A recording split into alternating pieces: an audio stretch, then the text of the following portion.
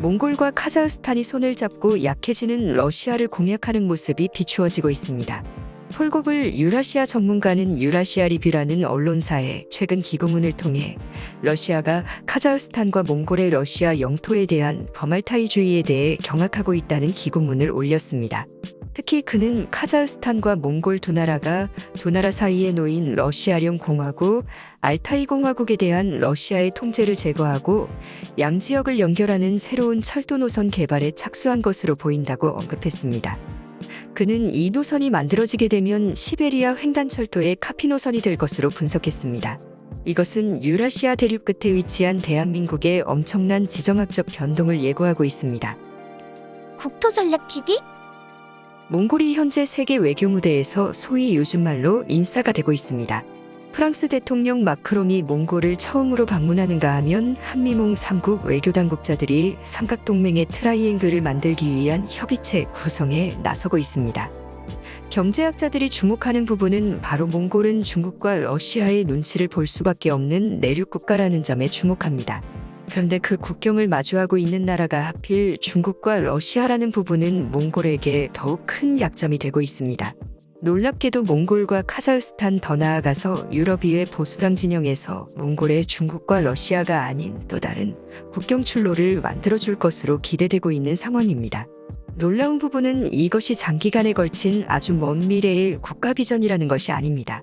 이것은 금년도, 내년도 아주 빠른 속도로 다가올 미래일 가능성이 높다는 부분에 주목해야 하는 것입니다.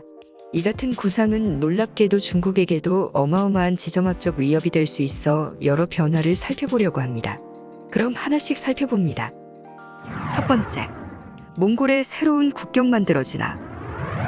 현재 유럽의회 보수진영 ECR 측에서는 프리네이션 오브 포스트 러시아 포럼이라는 조직과 함께 새로운 러시아의 미래 지도를 그리고 있습니다. 그 중에서 주목할 만한 나라는 바로 알타이 공화국이라는 러시아 연방에 소속된 지역입니다. 알타이 공화국은 알타이산이라는 해발고도 4,500m가 넘는 산이 있어 유라시아 지역에서는 존재감이 큰 산입니다.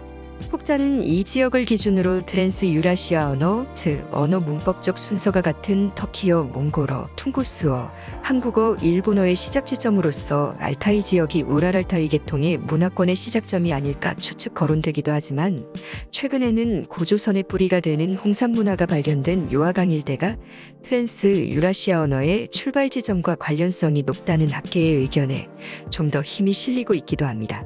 어쨌든 이 알타이 지역은 역사, 언어, 최근에는 군사 지정학자들이 주목하는 장소가 됐습니다. 바로 몽골이 새로운 육상 출로를 얻게 될 가능성이 생기고 있기 때문입니다. 유럽의회 ECR, 프리네이션 오브 포스트 러시아 포럼에서는 알타이 공화국이 러시아 연방으로부터 독립될 것이라고 예고하고 나섰습니다. 그 시기는 우크라이나전 종전 푸틴의 레짐 체인지가 일어날 때 눈 깜짝할 사이에 발생할 가능성이 예상됩니다. 과거 1980년대 말 90년대 초 소비에트 연방이 붕괴되어 미국과 어깨를 나란히 하던 그 소련이 여러 조각으로 쪼개질 것이라고는 많은 사람들은 소련 해체 직전까지도 알지 못했습니다. 그런데 그러한 일이 당장 닥치게 될 가능성이 아주 높은데 그중 유력한 지역이 바로 알타이 공화국이라는 것입니다. 알타이 공화국은 몽골에게 새로운 육상 출로를 열어줍니다. 알타이 공화국이 러시아 연방으로부터 독립하게 된다면 몽골은 알타이 공화국, 카자흐스탄을 통해 유럽 방면으로 탈출할 수 있게 됩니다.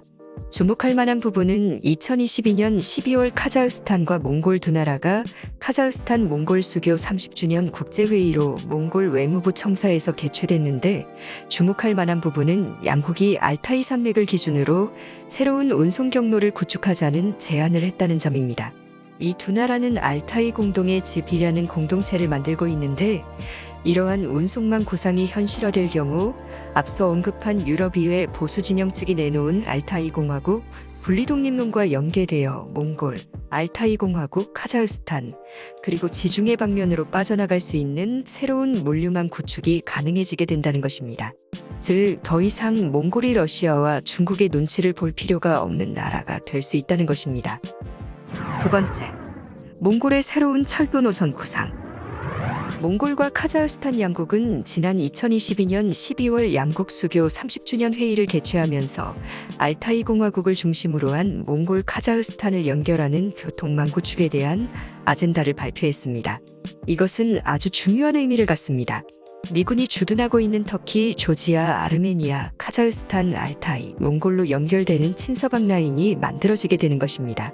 이곳을 통해서는 미군이나 나토군 같은 서방의 군대가 쉽게 오고 갈 수 있는 환경이 만들어지게 되며 미달러와 기준의 서방 자본 파이프라인이 만들어지게 되어 막대한 부가 이 지역에 쌓이게 될 것으로 기대되는 노선입니다. 이 노선을 통해 중앙아시아 지역에서 생산되는 천연가스 석유 등을 수입하기에 용이해지게 됩니다. 그 말 뜻은 그동안 몽골이라는 나라가 중국과 러시아 사이에서 무기 수입도 제대로 못하고 서방 진영 국가의 군대들과 교류를 하기 위해서 중로의 눈치를 보는 나라였다면 이제는 적극적으로 서방 진영의 힘을 끌어들이기에 용이해져 중국과 러시아 사이에서 눈치를 볼 필요가 없이 몽골 민족의 대중흥이 다시금 이뤄질 가능성이 생기고 있는 것입니다. 이것은 약 1000만에서 1600만 명가량의 몽골 민족을 규합한 새로운 친서방 민주주의 민족국가가 탄생할 가능성이 높다는 것을 의미합니다. 그러나 중국과 러시아가 이 루트를 방해하고 나서고 있습니다. 바로 중국은 상하이 협력기구 그리고 C5 플러스 차이나 협력기구를 구성하여 카자흐스탄을 포함한 중앙아시아 국가들을 친중국 국가로 포섭하고 있고 또 러시아의 경우에는 아예 카프카스 지역, 즉 조지아와 아르메니아 지역을 공략하여 이 유라시안의 새로운 교통망을 끊어놓기 위한 전략에 지속적으로 착수를 하고 있는 상황입니다. 그러나 최근 이 노선 축선상에 위치한 조지아의 경우에는 유럽연합과의 나토 가입을 강력하게 요구하며 반러시아 진영에 참여한 상황이고 러시아의 지원을 받는 아르메니아와 서방의 지원을 받는 아제르바이잔의 충돌의 경우에는 아제르바이잔의 승리로 기우는 모습입니다. 또 카자흐스탄도 현재 친중국의 외교 행보를 보이고 있으나 지난 2022년부터 조금은 달라지는 외교 행태를 보이고 있습니다. 2022년 카자흐스탄 시위와 우크라이나 전쟁을 기점으로 카자흐스탄이 정치개혁을 단행하면서 미국과의 군사협력을 논의하기에 이른 상황입니다. 2023년 2월에는 미국 토니 블링컨 국무부 장관이 카자흐스탄 토카예프 대통령을 만나서 안보 에너지 협력에 합의를 하면서 주 카자흐스탄 미군 기지 건설이 눈앞에 온 게 아니냐는 분석까지 나올 정도의 상황입니다. 이제 마지막 남은 지역은 바로 알타이 공화국입니다. 알타이 공화국은 과거에도 몽골계 소수민족의 분리주의 운동이 활발했던 지역인 만큼 우크라이나 종전, 포스트 푸틴 시대가 열리게 된다면 러시아에서 새롭게 독립국가로 세워질 가능성이 높습니다. 그 때문에 몽골에서부터 유럽까지 연결될 수 있는 친서방의 자본주의와 민주주의의 파이프라인이 만들어지게 될지 주목됩니다. 세 번째, 한국에게 중요한 이유. 이 노선이 한국에게 중요한 이유는 지금 세계는 유라시아 대륙과 아시아 대륙을 연결하는 경제축이 만들어지고 있다는 것에 주목해야 합니다. 그러나 시베리아 횡단 열차는 경제권이 발달하기에 용이하지 않은 과도하게 추운 날씨이며 러시아의 비민주주의 체제 지역을 관통합니다. 반면 유럽과 한반도를 연결하는 더욱 가까운 노선이 바로 몽골, 알타이, 카자흐스탄을 지나는 라인입니다. 즉 만주에서의 변수, 한반도 통일에서의 변수만 해결이 이루어지게 된다면 한반도에서 연해주로 돌아갈 필요가 없는 더욱 가까운 오리엔탈 특급 열차의 수혜를 입을 수 있는 나라가 바로 한국이 된다는 것입니다.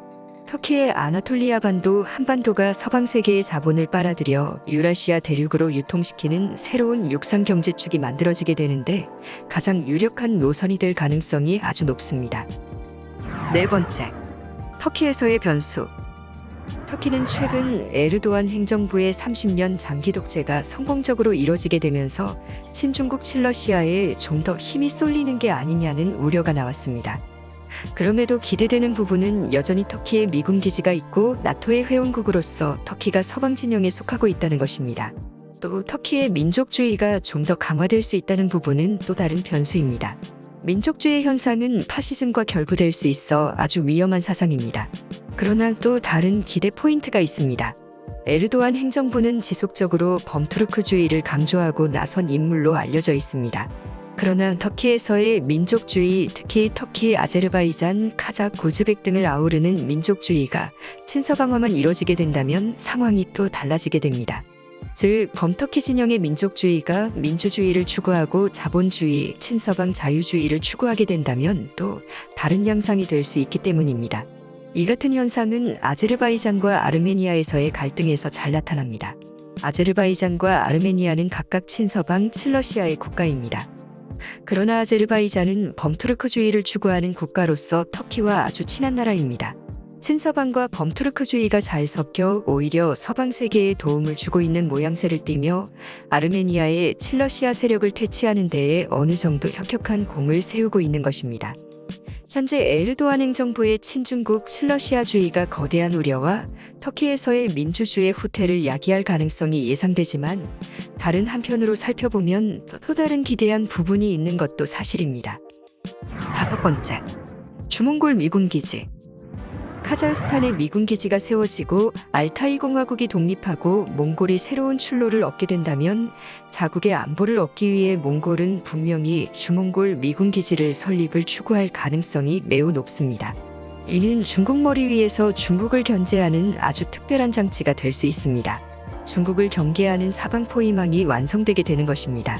이것은 만주의 지정학적 중국으로부터의 분리, 내몽골의 몽골로의 흡수 통일 등의 몽골 민족의 통일국가 위협 달성에 긴밀한 영향을 줄 수 있으며 한반도의 옛 고토 회복, 즉 간도역 유권 반환 등에 직접적 영향을 끼칠 수 있는 요인이 될 가능성이 있어 지금 한국 내에서는 유라시아 지역에서 일어나는 일에 대해서 집중적으로 관찰을 해야 하며 특히 최근 유럽의회 보수진영 ECR 측에서 진행되는 러시아의 미래를 다시 그리는 이들에 대해서 관심을 갖고 지켜봐야 할 필요성이 있고 또 필요하면 그들과의 접촉을 통해 한국의 국익을 극대화하는 방향을 모색해야 한다는 의견이 나옵니다. 이미 일본의 경우에는 이 같은 이들과 교섭하는 것으로 보입니다. 남사할린에서의 과거 일본 고토 회복 또 남쿠릴 열도의 북방 고토 회복에 관한 사안에 대해서 국제적인 아젠다화를 할 수 있도록 긴밀하게 소통을 하며 자국의 국익 극대화를 위해 작은 시민단체들에서부터 세밀한 지원과 교류 및 지원을 하고 있는 것으로 분석됩니다. 과연 한국은 유라시아 지역의 민주주의 확산과 인류 보편적 가치 확산을 위해서 어떠한 기여를 할 수 있을지 여러분의 의견을 댓글로 달아주시기 바랍니다. 그럼 국토전략TV 오늘의 영상은 이것으로 마치도록 하겠습니다. 시청해주시어 고맙습니다.